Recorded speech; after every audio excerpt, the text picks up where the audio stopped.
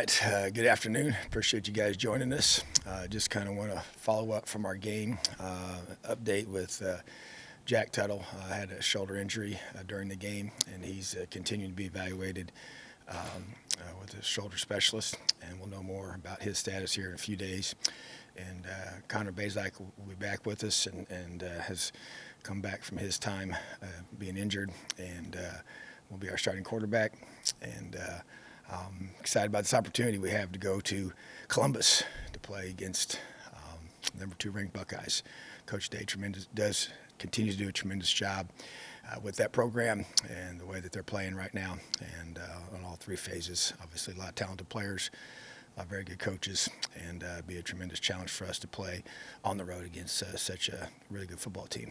I want to recognize some guys that continue to do a great job for us on our scout teams. Carter Smith, Jackson Wasserstrom, Offensive Scout Team Players of the Week.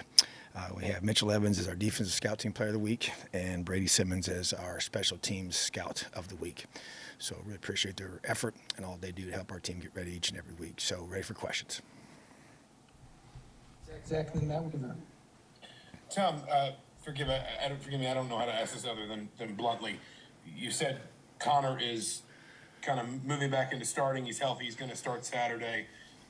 Does anything you saw from Brendan or Dexter on Saturday, maybe their reaction to it, make you rethink the possibility of opening, I don't want to say the competition up to them, but giving them an opportunity to earn more snaps this season? Or is your mind, or you have the mind to just say, it's Connor as long as he's healthy from now through the end of the year? I would say that I saw enough from Dexter that I was very encouraged by the way he responded and the way he played. Like the way he threw the football. Obviously had one poor decision, but I thought that ran the football with something that we need and can help us for sure. So yeah, you try to maximize your entire roster. So yeah, I think that that Dexter showed me that he's earned the right to be able to be out there. So that will definitely be a part of the moving forward equation. Yes. Matt Weaver. Coach, on Saturday, Josh Sales got the start at right tackle, and at some point, I think it was in the first half, he was replaced by Parker Hanna. I remember seeing Josh come back out on the field after that. Was that an injury deal or a performance issue, or what happened there with Josh? No, it was an injury. So we're hoping to get him back. He was held out the rest of the game, so we don't know for sure on his status yet. It's ongoing after I met with our medical staff this morning. So, yeah, it was due to injury. He's definitely been playing better for us, and just need to continue to get him more reps and continue to develop him. So he's been doing a good job for us. Jim McCoy and Seth. Tom, I know you aren't calling the plays on offense, but something that has been asked before, and I'll ask again. Josh Henderson just seems to be successful when he touches the ball. He doesn't seem to get that many touches this past week. Seven carries, 44 yards for a nice average, 4 catches for. And we've been told that this is going to be looked at, but he's averaging 7 carries a game, and he seems to be the most productive running back on the offensive side. Just curious why there hasn't been a shift to get him more touches, basically. Yeah, I agree with your assessment, and I think the numbers support that. And I think that that's, yes, I agree. And I think that we have to continue to find ways to get him more involved. There's no question about it. I think Jay Lucas is a guy that we've seen be productive as well. We talk about getting him the football, and as are some other guys on the perimeter. But yeah, I think Josh, to me, has really turned out to be a very complete back. Like, I felt like that was one of his strengths going into the season, his ability to do multiple things well, and that's continued to be true. I think his running ability is also something that's continued to impress. So, yeah, guy like that, obviously got to have a chance to get him the football more so he can help this football team, be successful. Seth and Tyler. Yeah, I wanted to ask about Connor's injury. I mean, you said he was dinged up. I guess what was his injury? Like, when did that happen? Also, I didn't think I saw him on the sideline during the game with the rest of the quarterbacks. So, I'm wondering where he was during the game. Was he practicing last week? And I guess when did you know he wouldn't be able to go? Yeah, he was in the press box, communicating with our staff, helping us in that regard, as we've done with one of our quarterbacks each week. And so he did not practice, and he is healthy now. And so he was beat up pretty good. So there's multiple things, and just wasn't able to.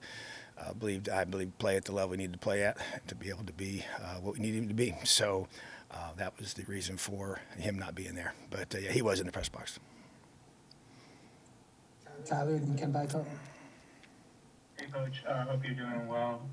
Wanted to go back to Dexter. I guess just what all do you remember from his recruiting process and kind of watching him develop as a recruit? Yeah, he was a guy that under the radar recruit out of the state of Georgia, small school. I do remember when I went there to make my in-person visit, and you only get so many of those as head coach. Just the way the community there, the school community he was a part of, just raved about him as a person, as a leader, his character, just the way he treated people. Obviously, his athleticism on the football field was noticeable at a high level, but the character piece, that's what I love about him, and really, in that position as a quarterback. And then, he was one of those guys that, we kind of had him on the list of priority, and we were very honest with him about that. And we were kind of waiting on another guy to make his decision if he was going to come or not. And when he chose not to come here and go somewhere else, then we gave Dexter that spot to be here, and he immediately accepted it and was so fired up to come. So just a guy that's extremely well liked on our team, highly respected. Obviously had a tough injury, since he's been here, losing the whole year with his ACL. But yeah, just recruiting him, just enjoyed the process. Just such a appreciative, thankful. Was so excited to be able to be given this opportunity, and kind of was one of those maybe a little diamond in the rough kind of guy you find that didn't have a lot of high level offers, but at the same time we saw something in him, and he's come here and as I've said even after the game, he showed that he's got a lot, and I think he just did a lot of good things during the game. So just a growth process for him without question, and I just love the kid because he's just everything you want in a teammate, in a leader, and a guy that's a part of our program, represents as well. All right, Kendon Mason. Coach, you had obviously 2-10 last year, 6 straight losses this year. How do you keep guys from getting numb to the losing and keep their energy up as they struggle week after week? Yeah, it's a challenge for sure. When you have continuous setbacks that are tough, and but you share with them from your heart to theirs. You motivate them. You encourage them, challenge them. You really, I think, you appeal to the core of who you are and why you do what you do. The conversation, the challenge I gave to our team this morning in our team meeting was really around that focus of the core of your individual character and what makes you persevere when things are hard, which is really one of the huge benefits of being an athlete, is having this preparation process that we go through, as hard as it is and challenging it is, which right now it's difficult on everybody, part of this program. And so, yeah, you just you appeal to that, and you continue to, do things that you believe in. And you make some changes because you have to make, whatever you need to do to try and create a different outcome. And we obviously play a lot of really good football teams, and so that's part of the process we go through. So yeah, it's really challenging without question, but we don't just sit here and act like nothing's going on. I mean, I don't think you get numb to it when you care so much and you're passionate about what you do. I think you just the fight and the toughness and the grit just gets taken to another level, and you have to be that way. And I know it's hard, and you try to find out who really truly has those qualities and who needs to be in a position to have them developed at a higher level. So we will continue to fight and battle, and that's what this team is going to do, and that's what we're all about here. And yeah, but that's part of being in the tough cycle we're going through right now, and we got to find a way to break through it. Do you feel there are a couple of guys who losing maybe has gotten a little too easy for? I can't think of anybody that comes to mind that losing's become easy to them, no. Mason. Coach, kind of following up on that, you mentioned that you guys gotta kind of break the cycle of losing here. 2 years ago, you guys are on an upward trajectory, kind of capturing the hearts of America. Now you guys are kind of, bottoming out a little bit. What do you guys need to do to change that cycle, and what do you guys need to do different to get back on that upward trajectory?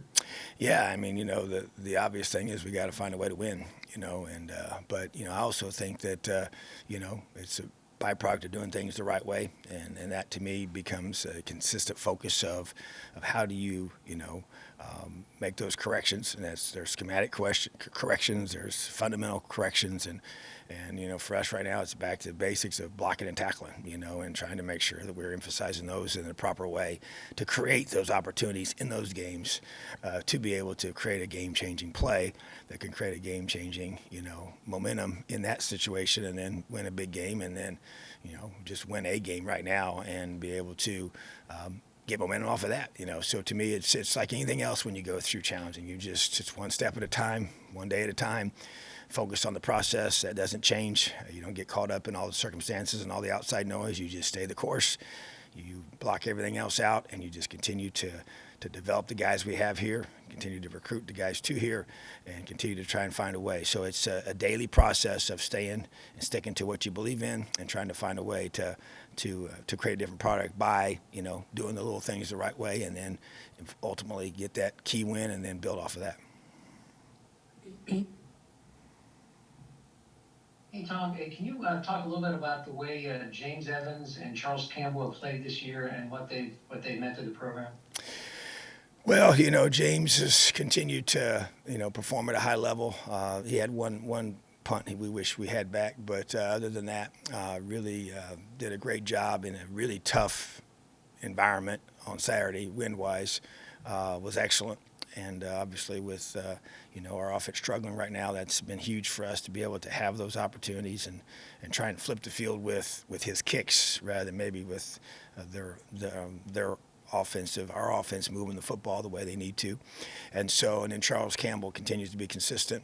He's just a rock solid guy that continues to be one of the most accurate kickers in America. And those guys are just, doing what we, asked them to do when they came here, which is provide the winning edge to our team by, making game-changing plays. So, a punter is a big deal. I believe in that. That's what we've always emphasized, getting guys in those positions and going out and recruiting the best that we can find that fit us and can do a great job for us. So James has continued to punt at a high level, and it's been neat to see him develop into the kind of punter that I thought he would be when we recruited him. And then Charles has really just proven to be pretty clutch, which is a great quality for a kicker. You can have a strong leg, but if you're not clutch in those pressure moments, it really doesn't matter. So he's continued to be a guy that, when the pressure's on, he's at his best.